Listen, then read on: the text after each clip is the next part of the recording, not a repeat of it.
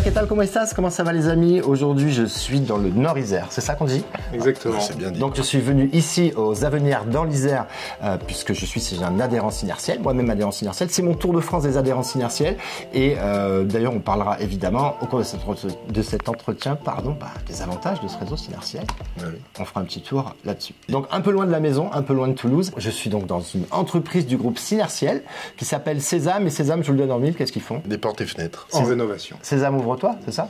C'est là où le sésame. Le sésame. Ah, Voilà. le précieux sésame. Voilà. C'est ça. Donc les amis, je vous présente Henri, Tout à fait. fondateur. Exactement. J'ai créé la société en 2006. Exactement. Et ça a grossi. Aujourd'hui, on est 37 collaborateurs, 3 magasins sur la région Rhône-Alpes. Parfait. Et puisqu'on parle de collaborateurs, on a Lionel. Voilà, exactement. Lionel, tu es là depuis combien de temps? Moi, ça fera 5 ans en septembre. Ah, t'as passé la période d'essai, on peut se lâcher. Exactement, on peut y aller. Voilà. Je risque plus rien et je commence à coûter un petit peu.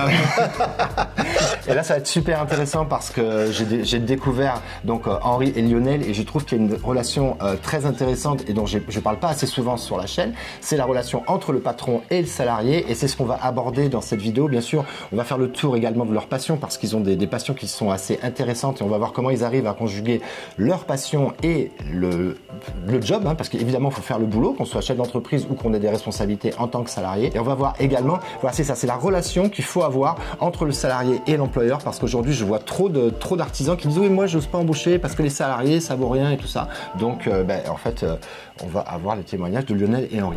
Puisqu'on va rentrer directement dans le vif du sujet, vous vous êtes connus comment? Les gars? C'était une soirée, non je rigole.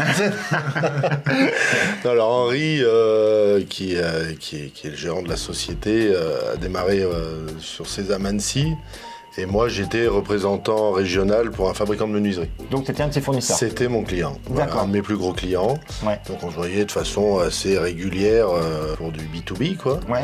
Et puis oui, il y avait un feeling, un bon feeling, donc après on a commencé à se voir de façon un petit peu plus privée et puis à échanger nos passions, des choses comme ça. Ouais.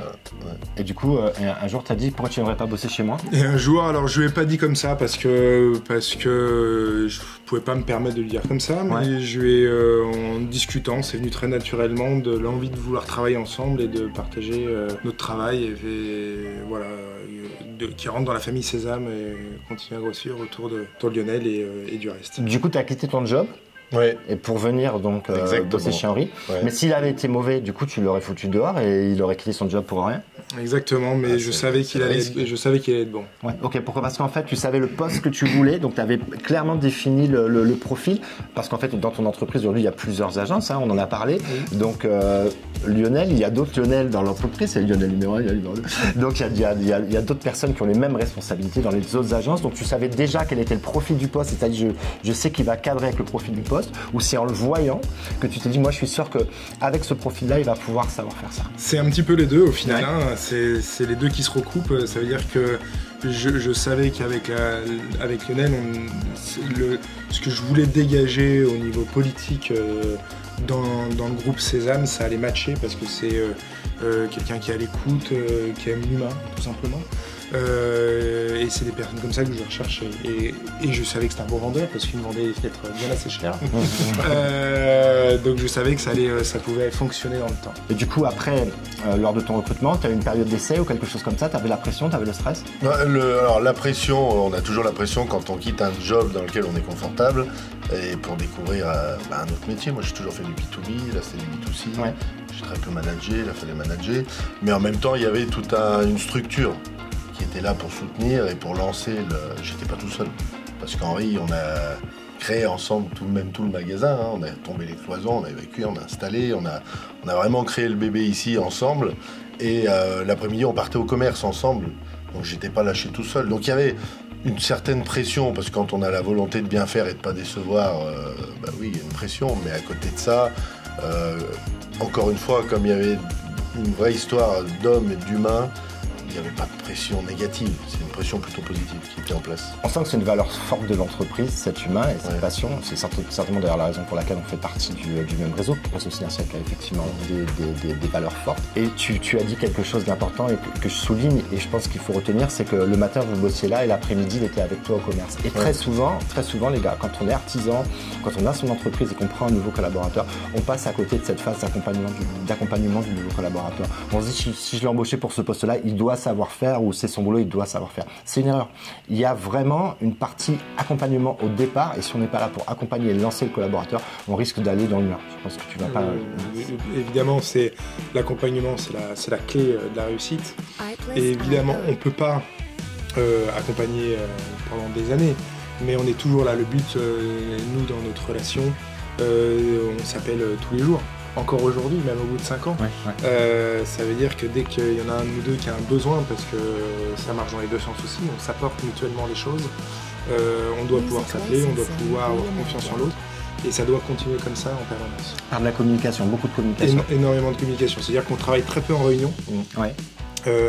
On est très peu organisé, Sésame, il n'y a pas de réunion tous les lundis, on ne fonctionne pas du tout de cette façon-là. Par contre, les portes des bureaux de chaque responsable de magasin sont toujours ouvertes pour actionner en permanence s'il y a le moindre besoin. Et nous, entre nous, on s'est au téléphone tous les jours pour discuter de différents points. Alors même si c'est pas des points, c'est ce que tu vas bien aujourd'hui. D'accord, donc c'est quotidien. Ok, très bien. En fait, chez moi, il y a quelqu'un qui s'occupe de l'opérationnel et je pense qu'il appelle effectivement chacun des responsables de l'agence tous les jours. Moi, je vois hebdomadairement, mais lui, je pense qu'effectivement, il voit tous les jours, c'est son fonctionnement. Donc, la communication, l'accompagnement. Est-ce que tu vois une autre clé de la réussite pour intégrer un nouveau collaborateur dans l'entreprise? Alors, pas forcément quelqu'un qui est dans l'encadrement, mais peut-être un ouvrier ou un technicien. Alors, la clé de la réussite, c'est aujourd'hui, beaucoup de choses ont changé. Depuis quelques années, des années on va dire Covid, on a voulu mettre en avant aussi pour faciliter les embauches beaucoup de services auprès des salariés, plus de services. Aujourd'hui, par exemple chez Sésame, tous les poseurs sont à la semaine des 4 jours, ils travaillent du lundi au jeudi, uniquement. C'est leur contrat, c'est fait comme ça. Ils sont blanchis, ils sont habillés et blanchis aussi. Tous les vêtements sont lavés tous les jeudis soirs. Et ils ont une palette de vêtements qui revient le lundi matin, ils se rhabillent pour la semaine. Voilà, donc tout est fait comme ça pour leur simplifier la vie tous les jours et avoir des services qu'ils ne peuvent pas trouver chez nos confrères. Incroyable, moi je vais couper ça au montage parce que sinon tous mes gars ils vont avoir envie de venir bosser aux Avenirs chez Sésame. Donc... Je fais pas ça moi les gars. Non, mais bravo. Mais bien sûr, vous faites différenciant. Ok, c'est bien. Okay. Parce qu'encore une fois, ça vient de l'écoute des gars.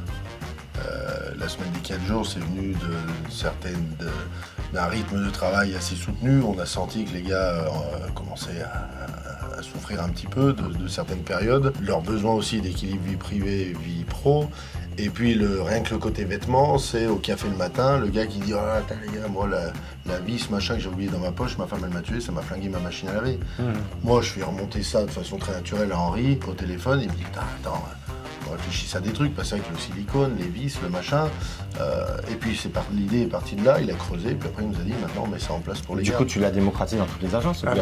Toujours, c'est toujours quand il y a une idée qui part, elle part pour... Oui, bien sûr, c'est le but, hein. Ouais, bien sûr, évidemment. Et l'autre effet, pour revenir à ta question, c'est nous, ça va simplifier la vie de nos salariés ici, mais c'était comment embaucher plus facilement. Oui, tout comment donner envie, parce qu'il n'y a pas que l'argent aujourd'hui qui donne envie, les conditions de travail, sans doute le fait d'être considéré aussi et d'être respecté en tant qu'humain. La semaine des 4 jours, je trouve que c'est un gros argument. C'est génial. Enfin, moi, le retour que nous font les gars, ils ne reviendraient pas en arrière. Mais bien sûr, non mais ça je comprends. Mais vous, en termes de production et de renta, quand vous faites les comptes? Alors aujourd'hui, on a commencé au 1er mars, donc on commence à avoir un certain recul. Et on se rend compte qu'on a un recul au niveau rentabilité qui est meilleur. Ah ouais. On a une meilleure rentabilité. Ils font quoi? Ils font du coup 9 heures par jour pendant 4 jours à peu près 39 heures 4 jours. 39 heures 4 jours, ouais. Okay. C'est des grosses journées quoi. C'est des grosses journées. Mais jeudi soir, ils sont en week-end. Mais quand on fait des grosses journées comme ça, est-ce que c'est pas un problème quand on est chez le particulier de commencer tôt ou peut-être de faire journée continue ou de terminer tard, ça se passe bien? Bien au contraire même, parce que ça nous permet, parce que des clients chez qui on allait par exemple pendant 2 jours, lundi, mardi, pour poser cette fenêtre, C'est-à-dire que le deuxième jour, on allait finir à 14h, 14h30, et retrouver une autre pause. Là, ça perd en une journée, on va pouvoir faire le chantier et on va déranger les personnes qu'une seule fois. Ok. Après, tu es gagnant sur les déplacements, tous les frais d'installation. Moins de risques, voilà, tout. Oui, puis bien sûr, moins de kilomètres avec les camions, un jour de moins. Enfin, non, bien sûr, ça s'écoute. Moi, c'est une réflexion que j'ai eue, mais j'ai pas été prêt encore à franchir ce pas, ne serait-ce que parce que l'été, c'est difficile à mettre en place des grandes journées parce qu'il fait très chaud et on est plutôt sur des journées. Et l'hiver, quand c'est gelé ou qu'il fait nuit de bonne heure, ben en fait, on n'y arrive pas, quoi. Donc moi, c'est sur la toiture, c'est du métier. La toiture, c'est vrai. Sur la toiture, c'est compliqué pour nous de faire de la semaine de 4 jours, surtout s'il a fait moche toute la semaine et que la seule journée belle, c'est le vendredi. C'est un peu les boules. Ou alors, il faudra qu'elle soit flottante cette journée de cette journée. Oui, c'est ça. Ouais. Est-ce que tu veux ajouter quelque chose sur l'intégration ou le fait d'être sexy, j'ai envie de dire, pour recruter des nouveaux salariés, pour ceux qui écoutent cette vidéo et qui se demandent comment ils peuvent attirer des talents? Pense à autre chose. Le fait, moi, ce qu'on dit souvent nous à l'embauche, c'est qu'on recherche. Alors bien sûr, il y a un savoir-faire, il y a une recherche de compétences, mais on recherche aussi et surtout un état d'esprit. Donc je pense que le meilleur moyen de recruter les bonnes personnes, c'est d'être soi-même à l'entretien d'embauche et d'essayer de trouver des gens qui vont coller avec son état d'esprit. Alors l'état d'esprit qu'a créé Henri autour de Sésame et l'état d'esprit que moi je souhaite dans cette agence. Et toutes les fois où on a fonctionné comme ça, on s'aperçoit que ça match au final. Donc l'état d'esprit, c'est important. Complètement. C'est même capital. Oui, on peut avoir un très bon poseur, un très bon commercial. S'il n'a pas l'état d'esprit d'ici, ça ne fonctionnera pas à long terme. C'est clair et net. Donc c'est rédhibitoire.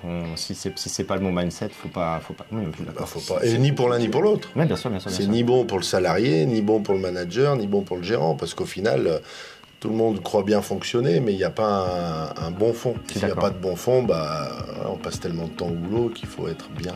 On peut perdre l'identité Sésame au bout d'un moment. Alors on a parlé du coup c'est intéressant parce qu'on parle des salariés et on parle du fait qu'il faut s'adapter à leur vie, à leur organisation de vie, peut-être en ayant un jour de plus donc pour profiter de leur passion, ce genre de choses. On a vu avec la semaine des 4 jours de travail. Et puis puisqu'on parle de passion, forcément, moi j'ai envie de rebondir sur ta passion, puisque tu t'occupes d'une troupe de théâtre, c'est ça, tu es président d'association. C'est ça. Ça prend du temps. Ça prend du temps, mais quand c'est une passion, on voit pas le temps passer. Donc, mais tu es obligé de récupérer du temps quand même pour ça, parce que tu dois faire des répétitions. Je crois que tu t'occupes de la mise en scène, ce genre de choses. Oui, alors là, maintenant, donc c'est la troupe L'Entracte, comme ça fait un petit peu de pub à Chavanoz. On est une troupe d'amateurs, donc que je sois président, que je fasse de la mise en scène ou que je sois comédien, je suis logé à la même enseigne que tous mes camarades qui font partie de cette troupe, parce que on crée nos décors, parce que on achète des textes qu'il faut après mettre en scène, parce que on crée nos costumes. Enfin, voilà, il y a un vrai boulot de fond. On fait c'est du théâtre de boulevard. On fait ça pour s'amuser déjà nous et pour faire rire les autres et permettre aux gens de s'évader. Et il y en a de plus en plus besoin. Donc on joue 4 fois dans l'année, on joue 4 fois la même pièce et voilà, on remet en scène après différentes pièces à chaque fois. Mais... Et vous la jouez où ? Alors on joue au Petit Théâtre à Chavanoz, qui est un petit théâtre d'un petit peu moins de 200 places, assez intimiste, où moi j'ai démarré au CP. Voilà, donc je suis revenu, après je suis parti à Lyon, j'ai fait de l'impro, et puis après je suis retourné avec cette troupe. T'as démarré au CP, Ouais. Super. J'étais un grand timide, donc ma directrice m'a mis sur les planches en me disant maintenant il faut que tu parles. Et c'est parti comme ça. Et j'ai plus lâché. Vous savez que si vous êtes artisan et que on a besoin de communiquer, on est chef d'entreprise, quand on est artisan, on a besoin d'aller vers les clients, on a besoin de savoir s'exprimer, on a besoin peut-être des fois aussi de pouvoir vaincre, de passer au-delà de ses peurs. Et pour moi-même qui ai fait du théâtre, je trouve que c'est la meilleure école pour passer ça et avoir posé un autre regard sur soi-même. Donc ça peut être des fois une bonne thérapie, en plus c'est toujours drôle, on se fait des copains. Faut juste un peu de mémoire pour apprendre les textes, le reste ça va tout seul. Oui, c'est vrai. Quand tu vois un collaborateur arriver, que tu vois qu'il a une passion, est-ce que ça te fait pas peur en disant tiens, mais est-ce que sa passion va pas trop empiéter sur la vie professionnelle? On est patron quand même. Évidemment, on se pose des questions et on regarde leur conjoint surtout.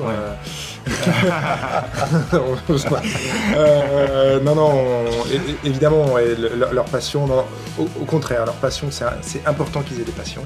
C'est quelque chose que je regarde avec qui on discute beaucoup. Moi, la personne qui n'a pas de passion et qui n'a rien à côté, ça peut être même un danger pour son poste.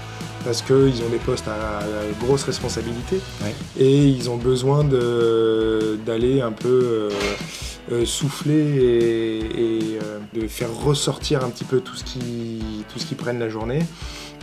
Donc que ce soit du théâtre, que ce soit du football, que ce soit du rugby, de la course à pied en montagne, c'est hyper important et qu'ils aient quelque chose à côté. Et est-ce que tu penses que quand on est chef d'entreprise, il faut aussi des passions? Parce que je crois que tu as des passions, tu es un ancien sportif, enfin toujours un sportif, mais un ancien sportif de haut niveau. Tu peux nous en parler? Oui, je peux en parler. Moi j'ai un parcours un petit peu, c'est vrai que j'ai un parcours un petit peu atypique. Parce que je viens du snowboard, j'étais sportif de haut niveau en snowboard cross, donc à plusieurs dans les virages et les sauts. J'ai fait quelques coupes du monde. Je suis jamais allé aux Jeux Olympiques, mais voilà, je suis allé titiller le haut niveau et j'ai vu ce que c'était. Et ça m'a permis d'avoir des objectifs, d'avoir des ambitions un peu appuyées, et pour pouvoir développer aujourd'hui où on est chez César. Ça m'a beaucoup aidé.